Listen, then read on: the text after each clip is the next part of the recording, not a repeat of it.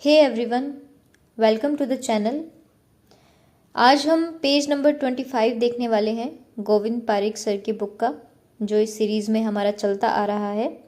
Last video में हमने मधु के भेद पढ़े थे। आज हम मधु के गुणधर्म से शुरू करते हैं। अकॉर्डिंग टू आचार्य चरक देख लेते हैं। सबसे पहले उन्होंने 4 मधु के भेद बताए थे, माक्षिक, पौत्तिक, भ्रामर और शूद्र।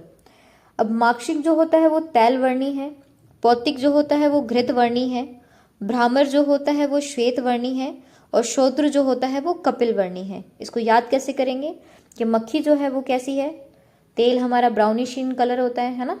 तो थोड़ा सा ऐसे याद रखना है कि जैसे सरसों का तेल है ब्राउनिश इन कलर, तो भूरी मक्खी जो रहती है, तो माक्षिक कैसा है, तेल वर्णी है। पौत्तिक घृत, घृत थोड़ा थोड़ा पीला येलो टेक्सचर आता है उसके अंदर, है ना। तो पौत्तिक पित्त थोड़ा पीला, तो पौत्तिक जो है घृत वर्णी होता है। भ्रामर यानी कि भंवरा जो है वो श्वेत पुष्प के पास जाता है, इसीलिए भ्रामर श्वेत वर्णी है। शूद्र कपिल वर्णी है।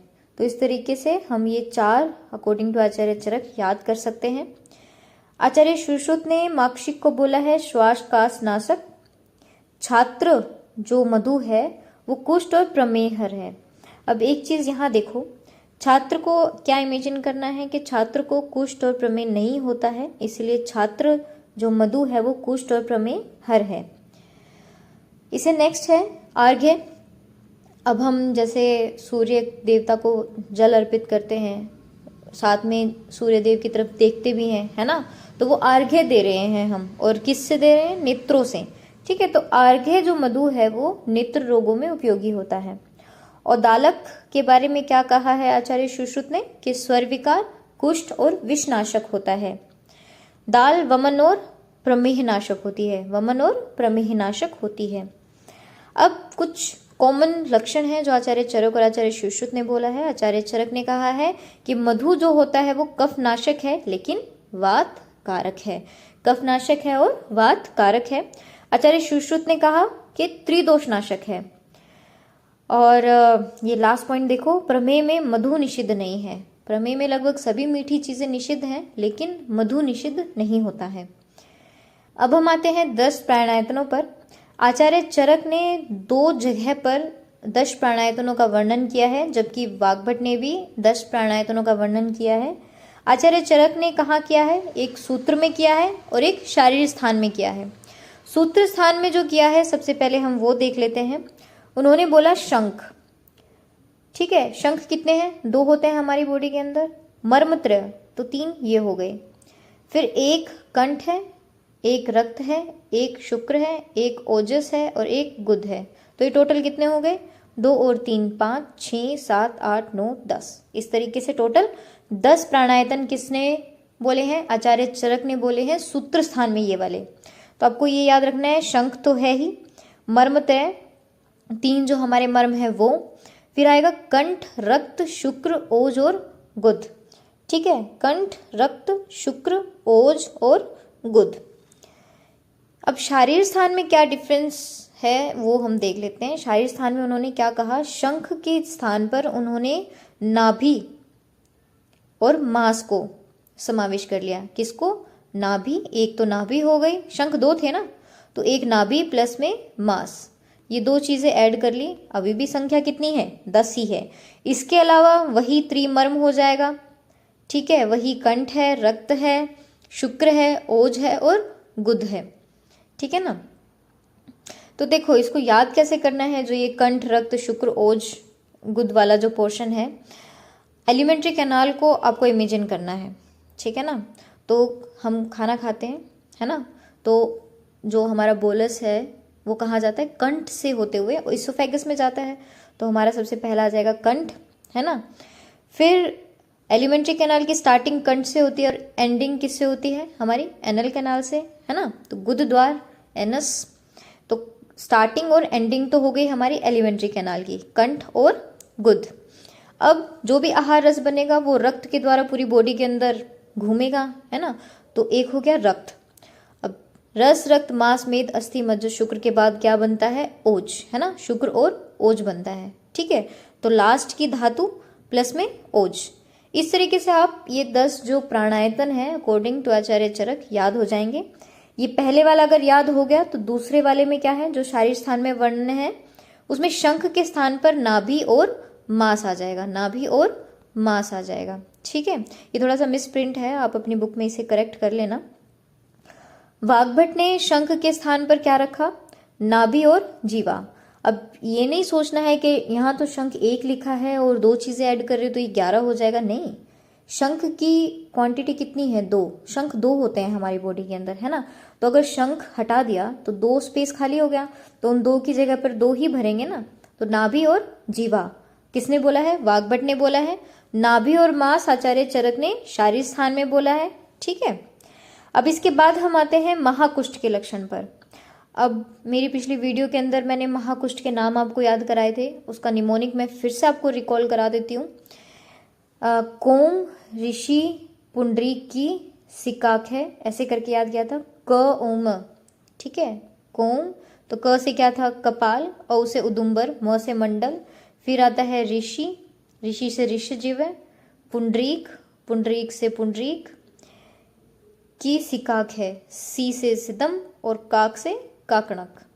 ये हमारा निमोनिक था महाकुष्ठ को याद करने का। वैसे मोटा मोटा हम क्या देखते हैं, जो इम्पोर्टेंट पॉइंट है जो हमें याद होने चाहिए लक्षण, वो हम देखेंगे। ठीक है, वैसे तो एक बार आपको संहिता से गो थ्रू करना ही पड़ेगा, और अगर आप गोविंद पारिक कर रहे हो तो ऐसा मैं मान सकती हूँ कि आपने एक बार संहिता को पढ़ा है अच्छे से, तभी आप गोविंद पारिक समझ पा रहे हैं। ठीक है ना। तो कपाल के लिए उन्होंने क्या चीजें बोली हैं, विषम विस्तृतानी जंतुमणि कृष्ण अरुण कपाल वर्णानी। कपाल है तो कपाल जैसा दिखेगा, है ना, थोड़ा सा कृष्ण अरुण वर्ण का दिखाई देगा।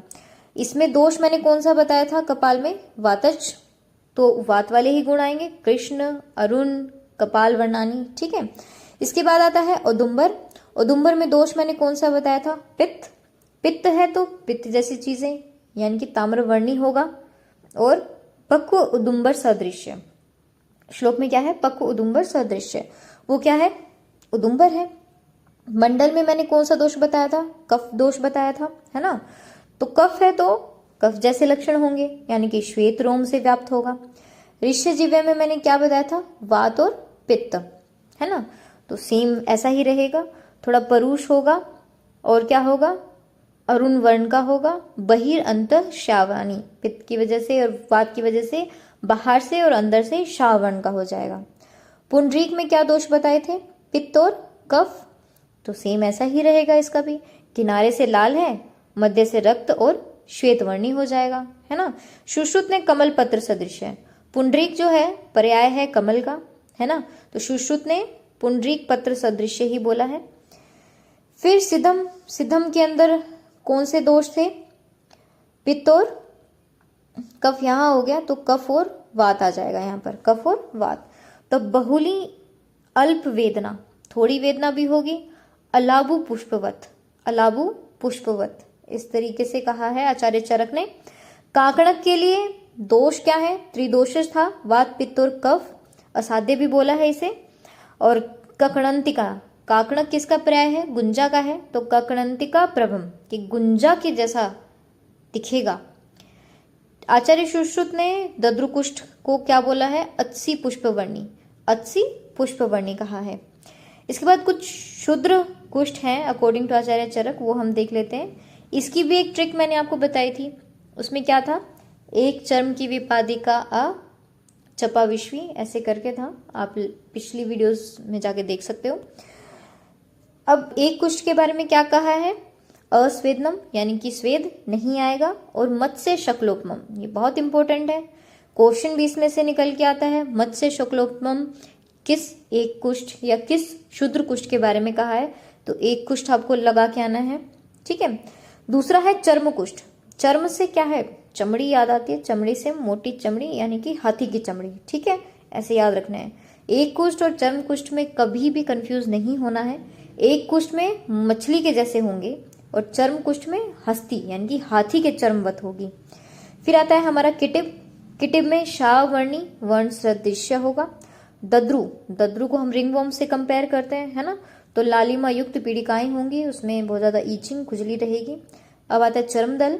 तो स्पर्श असहत्वम, बुक में बहुत सारा मेंशन है, आप उसको जाके देख सकते हो।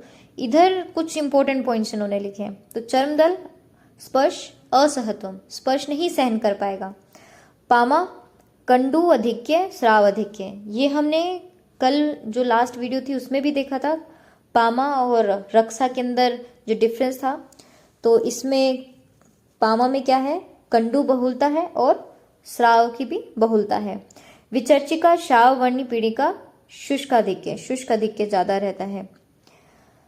अब कृमि लक्षण और उसके आश्रय, ये हम नेक्स्ट वीडियो में देखेंगे क्योंकि ये थोड़ा सा डिटेलिंग में जाएगा, उसके लिए हमें थोड़ा समय चाहिए।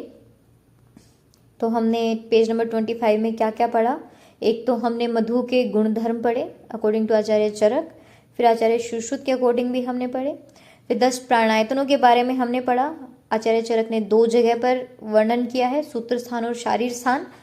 वाग्भट ने भी वर्णन किया है। अब थोड़ा जो बीच में डिफरेंस है कि शारीर स्थान में क्या चीज़ अलग, वाग्भट ने क्या चीज़, ये आपको याद रखना है, गो थ्रू हो जाना एक बार इस पेज का। फिर हमने महाकुष्ठ, हमने ट्रिक को रिकॉल किया, उसके बाद हमने दोष भी रिवाइज किए, प्लस में जो इम्पोर्टेंट इसके लक्षण हैं वो देखे आज, और शूद्र कुष्ठ के बारे में भी हमने कुछ लक्षण पढ़े। अभी आपको 25 पेज तक हमारा हो गया है, 80 पेज तक हमें जाना है।